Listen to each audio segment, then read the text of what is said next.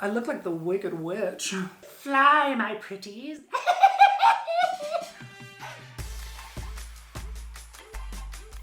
Hi everybody, I'm Bry Crasch and welcome to Crasch Course, a show where we look at cultural moments through the lens of makeup. Today, can you guess what we're talking about?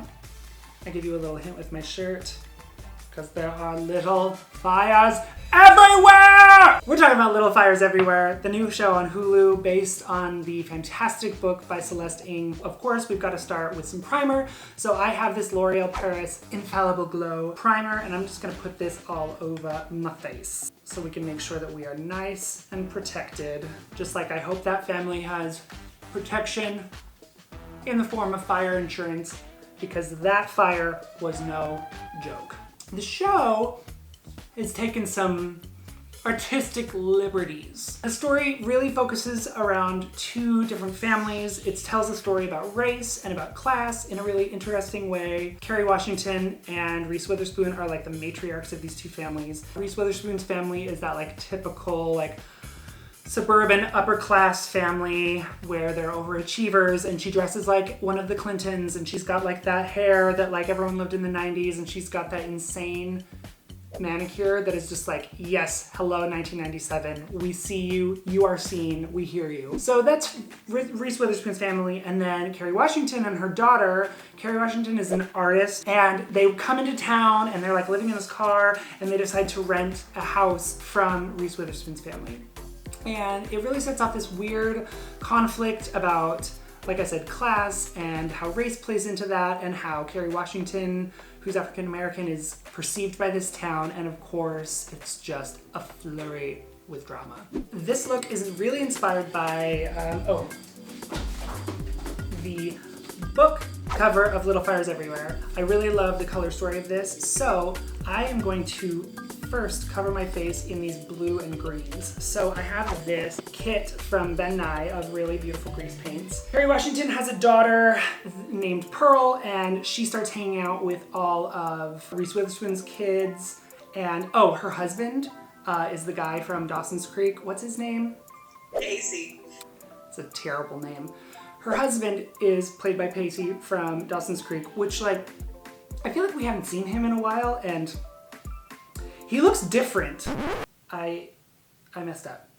I need to take care of these eyebrows before I do this green. I need to glue my brows down like I am on this season of RuPaul's Drag Race. So the first thing that you want to do is take a spoolie and then good old ELMERS glue. Really get that glue under all of the hair. There is no way to do this without getting it all over. Every time.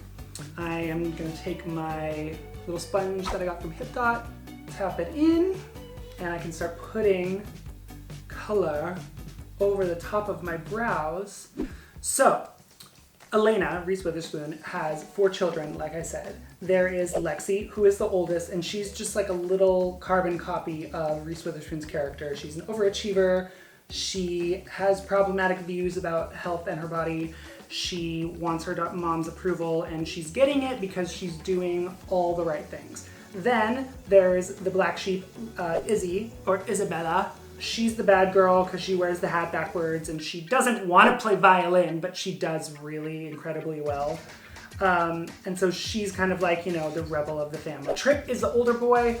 He is like your typical like 90s jock. He likes to play sports, and he's just like a little teen heartthrob. And then there's sweet little baby Moody, and he is just like the little brother. He's so cute, and he meets Mia's daughter, Pearl. He is immediately smitten with her. He's just like being the sweetest and setting up like sweet dates where he takes her to a scary van in an abandoned parking lot, which sounds really scary, but it's actually really cute. So Mia, Kerry Washington, and Pearl stroll into town, which the town is called Shaker Heights.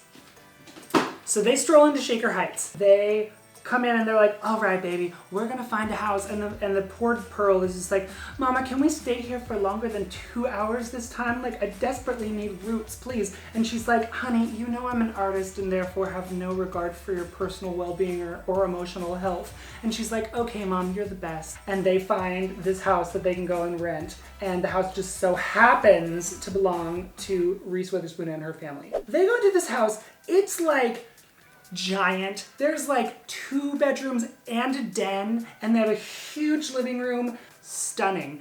And they are touring it with Reese Witherspoon, and they're like, how much? And she's like, $300 a month. And I was like, you have got to be kidding me. That $300 a month in New York, you can get like maybe a spot in line at Starbucks. Other than that, you're screwed. So I have reached full Wicked Witch realness right now. I'm just going to take this sheer powder and I'm going to pat my face. Every time! I need to do this with like a gas mask or something. Wipe off any of the excess powder. So I'm going to grab the HIPDOT palette in CENOTE, putting some shadows in a blue to bring in that blue from the cover of the book. To me, the central drama was the story of Bibi Chow, who is a young mother who has a baby and she kind of panics and doesn't really know what to do with the baby. And so she leaves the baby at a fire station. And because of that, they put the baby into adoptive services, and there is a woman in the town of Shaker Heights that subsequently adopts her.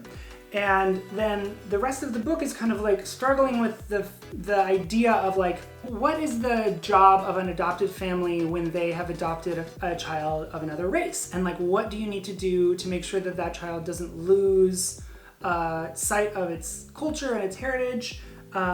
Because then Baby Chow decides that she actually doesn't want to give her baby up for adoption. She actually wants it back. But like the main drama really is about like this question of race and about like, you know, how it is playing into this adoption story. We don't even meet Baby Chow until like the 3rd episode or something like that. And even when we do, it's kind of just like seems like it's like a subplot. It seems like it like really got lost in the shuffle, and I don't really understand why they decided to kind of shift the focus. So like I said, I'm going in here with the blue and I'm just putting in shadows where I want shadows.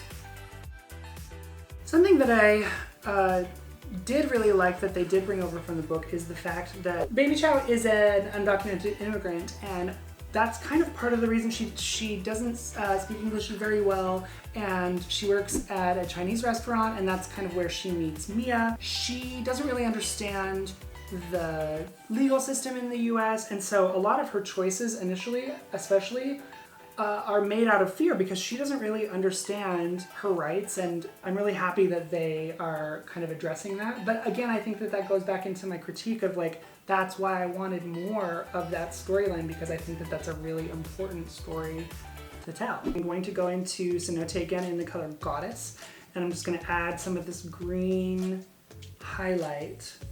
Now we need to add some little fires. So I'm going to take this Morphe pencil in white, and I'm going to add some flames because my eyes are going to be on fire. All right, so I've got the outline of my flames. So we've got this red color.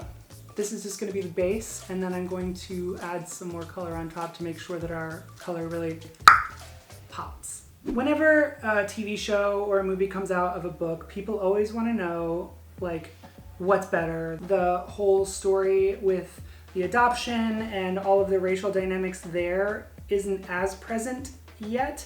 They are doing a really good job of addressing some other class and race issues with Kerry Washington and Reese Witherspoon's characters and all of their children. I mean, the book is always going to be better than the movie. That's just like how it goes. Always teen book. I love to read. Because reading is what? Fundamental.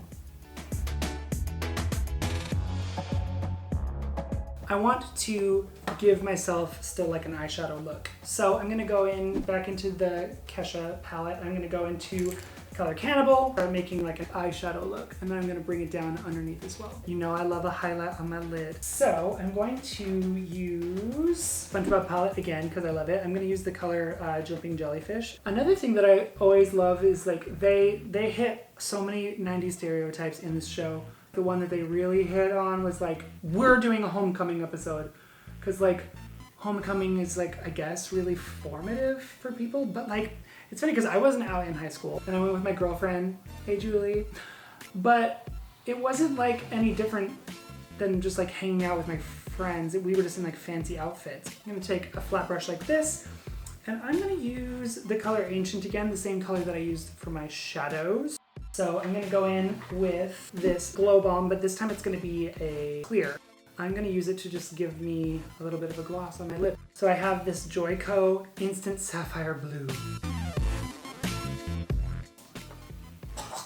Oh, this is worse than the powder. Well, you get the point. Done. Overall, it's a good show, but if you really like the story and you really want to get to like the meat of it, I would read the book. And I match it like perfectly, actually.